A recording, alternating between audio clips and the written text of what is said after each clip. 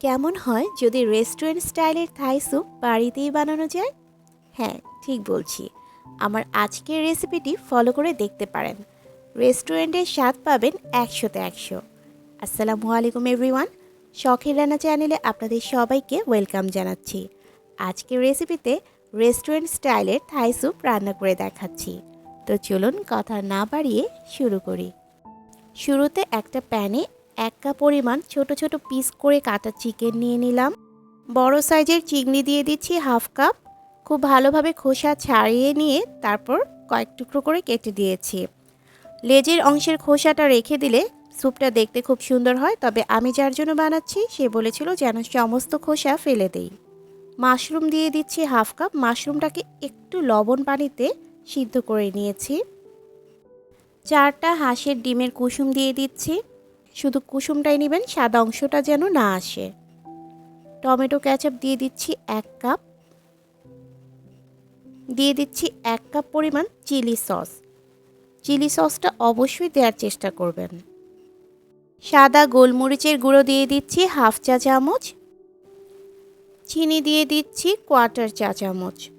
লবণ দিচ্ছি হাফ চা চামচ, লাগলে পরে দিয়ে নেব।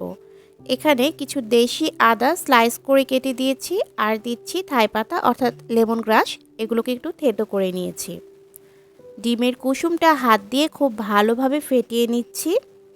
ফেটানোর পর সব উপকরণ একত্রে ভালোভাবে মিশিয়ে নিতে হবে। এই কাজটা হাত দিয়ে করলেই সবচেয়ে বেশি ভালো হয়।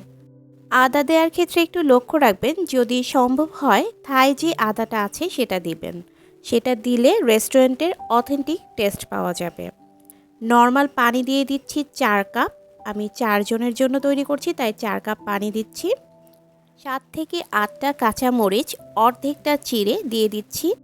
মরিচের পরিমাণটা আপনারা কম বেশি করতে পারেন। সুন্দর একটা কালারের জন্য অরেঞ্জ ফুড কালার দিয়ে দিচ্ছি সামান্য। সব কিছু খুব ভালোভাবে মিশিয়ে নিচ্ছি। ফুড কালারটা না দিলে টেস্টের কোনো হেরফের হবে না, তবে দেখার সৌন্দর্যের জন্য দিলে খুব ভালো হয়। এখন যেটা দিতে হবে, সামান্য পরিমাণ পানির মধ্যে 4 টেবিল চামচ কর্নফ্লাওয়ার খুব ভালোভাবে গুলিয়ে দিয়ে নিতে হবে। মিশিয়ে নিচ্ছি।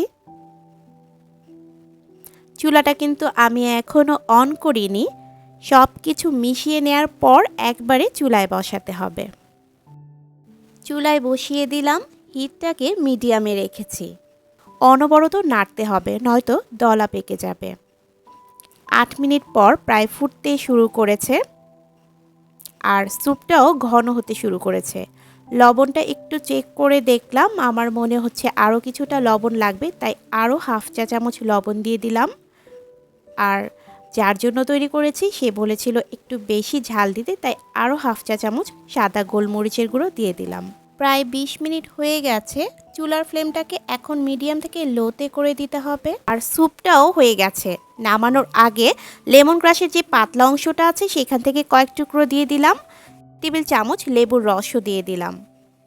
সব কিছু মিশিয়ে চুলা থেকে নামিয়ে নিতে হবে।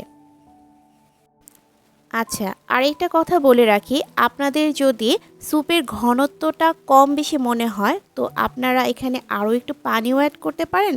চাইলে আরও কিছুটা কর্নফ্লাওয়ার গুলিও অ্যাড করতে পারেন। আশা করি থাই স্যুপের রেসিপিটি আপনাদের ভালো লেগেছে। ভালো লেগে থাকলে ভিডিওতে একটা লাইক দিয়ে দিবেন। চাইলে ফ্রেন্ডস অ্যান্ড ফ্যামিলির সাথে শেয়ারও করতে পারেন। এতক্ষণ যারা সাথে ছিলেন সবাইকে অসংখ্য ধন্যবাদ। আজ বিদায় নিচ্ছি। আল্লাহ হাফেজ।